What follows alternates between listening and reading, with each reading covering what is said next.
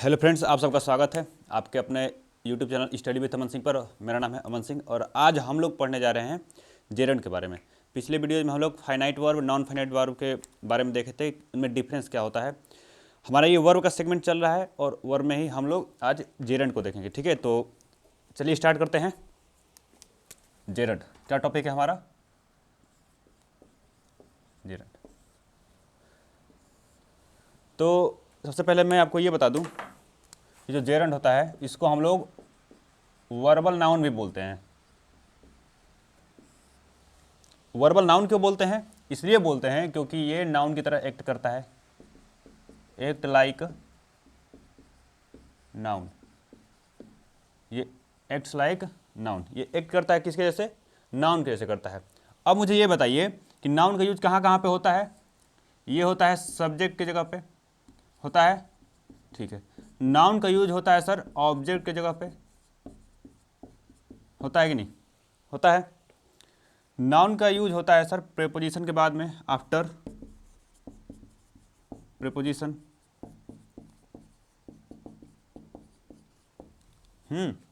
Noun का use होता है सर बिफोर प्रेपोजिशन,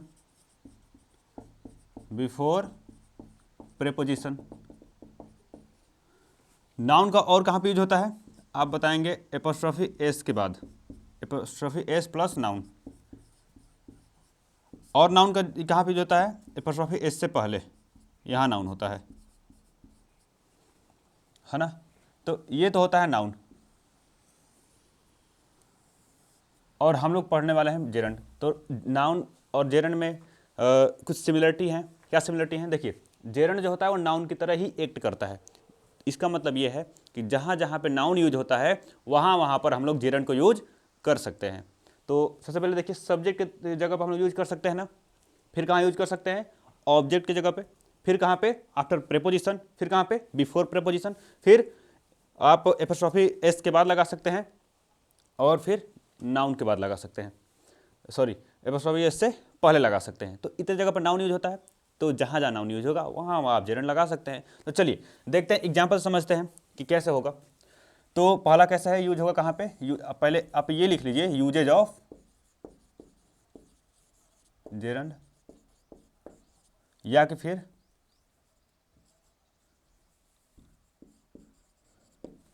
आप ये भी बोल सकते हैं कि प्लेसमेंट ऑफ जेरंड।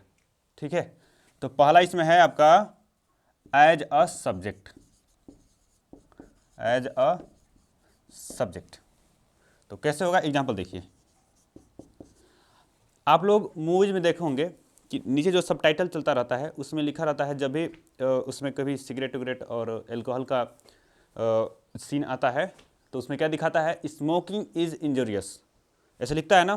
तो चलिए देखिए, तो स्मोकिंग वहाँ पे जो है, आप मुझे बताइए स्मोकिंग जो वर्ड वहाँ पे यूज होता है वो क्या है? V4 है। V4 मतलब V1 प्लस ING। क्या वह V1 प्लस ING है? क्या वो जेरंड है?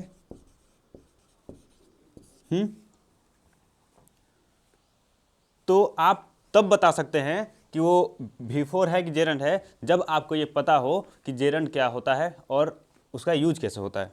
तो देखिए, आपके पास सेंटेंस क्या है?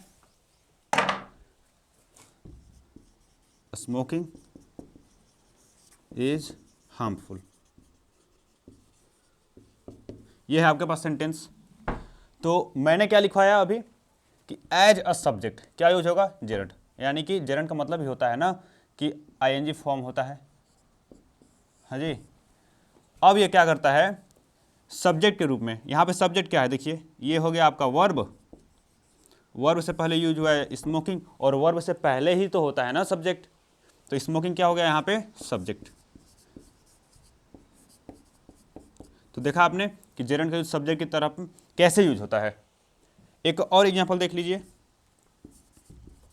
Walking is good for health, walking is good for health. तो इसमें जो वॉकिंग है, ये वॉकिंग देखिए इज का सब्जेक्ट है, इज का सब्जेक्ट है वॉकिंग, और जो सब्जेक्ट होता है या तो वो नाउन होता है या तो प्रोनाउन होता है। और जेरंड नाउन की तरह ही काम करता है, यानी कि ये वॉकिंग क्या है, जेरंड है। ठीक है, तो इसको लिख लीजिए, फिर आगे हम लोग बढ़ते हैं।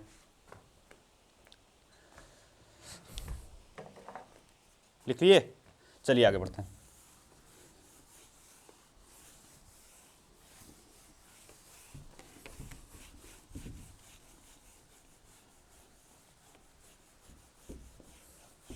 इसमें इंक को डाल लिया जाए थोड़ा सा।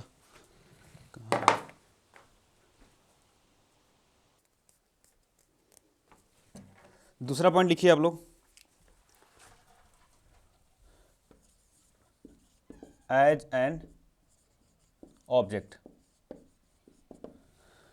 पहला पॉइंट क्या देखा हमने कि एज अ सब्जेक्ट, दूसरा पॉइंट क्या है आपका, एज एन ऑब्जेक्ट। एग्जाम्पल समझते हैं। I like watching TV, watching TV. यहां देखिए, आई हो गया आपका सब्जेक्ट,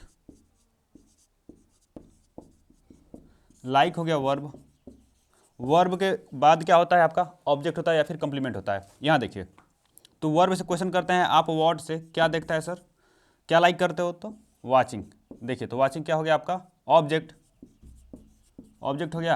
अब बताइए मुझे, वाचिंग जो है वो क्या है, वो जेरंड है ना, क्योंकि उसमें आईएनजी लगा हुआ है। अगर कोई ऑब्जेक्ट है आईएनजी के फॉर्म में तो वो जेरंड होता है। तो देखिए वॉचिंग है, तो ये हो जाएगा जेरंड, हो गया। यानी कि जेरंड ऑब्जेक्ट के रूप में भी यूज होता है ना। इससे पहले हमने देखा था सब्जेक्ट, ये हो गया ऑब्जेक्ट। एक और एग्जांपल देख लीजिए,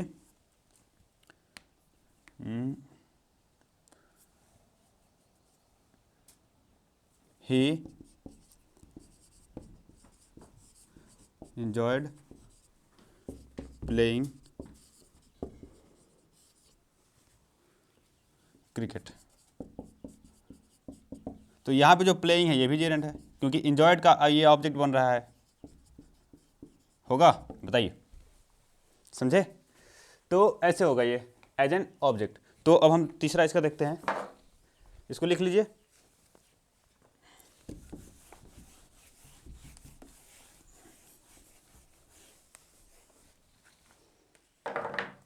third point, as complement. As complement, complement के रूप में देखिए कैसे, एग्जाम्पल देखिए, माई हॉबी इज रीडिंग। आपके पास एक तो ये सेंटेंस है और एक ये है, माई हॉबी इज रीड। कौन सा सही होगा बताइए।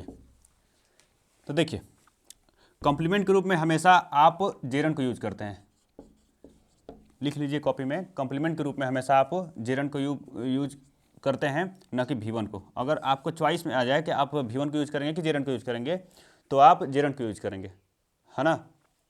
ठीक है, यानी कि आप यहाँ पे V1 का यूज नहीं कर पाएंगे, जेरन का यूज होगा, ये हो जाएगा सही। ठीक है, तो एज अ कॉम्प्लीमेंट आप यूज कर सकते हैं किसको, जेरन को। तीसरा हो गया, एक दो पॉइंट और है उसको भी लिख लिया जाए, तो लिख लिया इसको।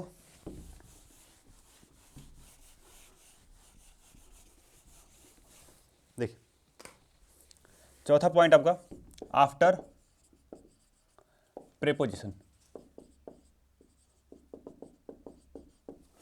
देखिए, तो आप इसको या तो आफ्टर प्रेपोजिशन बोलिए या फिर ऑब्जेक्ट ऑफ प्रेपोजिशन, यही बोल सकते हैं। क्या बोल सकते हैं, ऑब्जेक्ट ऑफ प्रेपोजिशन, इसका यूज होता है। कैसे होता है, एग्जांपल देखिए,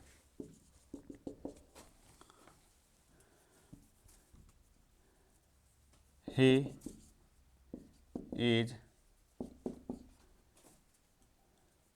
insisted of doing great things। यहां देखिए, ऑफ, ऑफ क्या है सर, प्रेपोजिशन, बताइए, ऑफ प्रेपोजिशन भी तो होता है ना। तो ऑफ क्या है, प्रेपोजिशन। मैंने क्या लिखवाया है, आफ्टर प्रेपोजिशन बोलिए या फिर ऑब्जेक्ट ऑफ प्रेपोजिशन बोलिए। दोनों एक ही चीज़ है। तो ऑफ के बाद यहाँ पे देखिए डूइंग यूज हुआ है ना, तो आप मुझे ये बताइए ये डूइंग क्या है। इंसिस्टेड तो आपका यहाँ पे वर्ब हो गया, और एक सेंटेंस में एक से ज़्यादा वर्ब हो नहीं सकता, एक सेंटेंस में एक ही तो वर्ब होगा ना, ठीक है।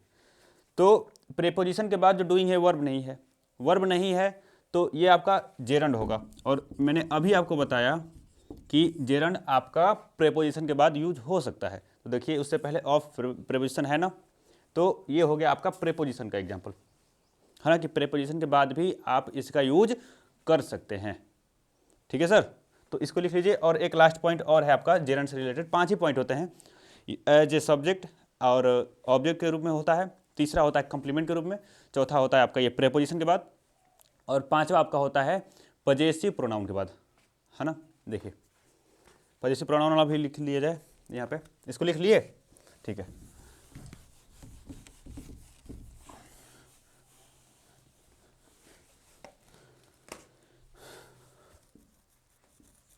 आफ्टर पजेसिव प्रोनाउन क्या होगा, पजेसिव प्रोनाउन, यानी कि माई, योर, हेज, हर, ये। और अगर इन सब के बाद कहीं आपको लगाना हो कि आप बताइए टू रीड लगाएंगे कि रीडिंग लगाएंगे, तो आपको पता है कि जो रीडिंग है ये जेरंड है ना, रीडिंग जेरंड है। और आपको पता है कि आफ्टर पॉजिटिव प्रोनाउन जेरंड ही यूज होता है, न कि 2+V1 यानी कि इन्फिनिटी नहीं यूज होता है ना। तो चलिए एग्जाम्पल से इसको समझते हैं।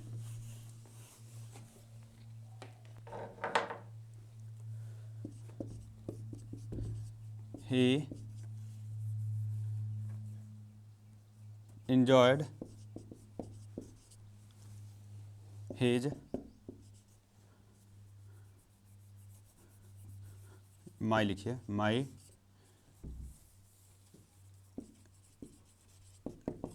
रीडिंग हैबिट, मेरे रीडिंग हैबिट को वो यहाँ इंजॉय मत करिए, प्रेज लिख लीजिए, प्रेज्ड,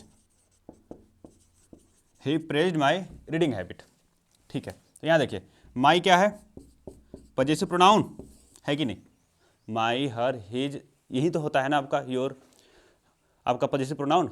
और मैंने यही लिखवाया है कि पजेसिव प्रोनाउन के बाद जेरंड का यूज करते हैं आप। तो यहाँ पे माई दिख रहा है, इसके बाद अगर आप यहाँ पे टू रीड लिखते तो क्या वो सही होता, बताइए। नहीं होता, क्योंकि ये यूज होता ही नहीं है, होता है जेरंड यूज, और रीडिंग यहाँ पे जेरंड है, तो सही है बिल्कुल, ठीक है। तो इस तरह से आप जेरंड को समझ सकते हैं। तो मैंने क्या क्या पढ़ाया आपको कि 5 जगहों पे आप जेरंड का यूज करते हैं। कहाँ कहाँ पे, पहला क्या बताए थे, सब्जेक्ट के रूप में, दूसरा ऑब्जेक्ट के रूप में, कंप्लीमेंट के रूप में, चौथा प्रेपोजिशन के बाद, और पांचवा कहाँ पे, जब आप उसको पजेसिव प्रोनाउन के बाद रख देते हैं। तो ये 5 प्लेसमेंट ऑफ जेरंड थे जो आपने आज सीखा।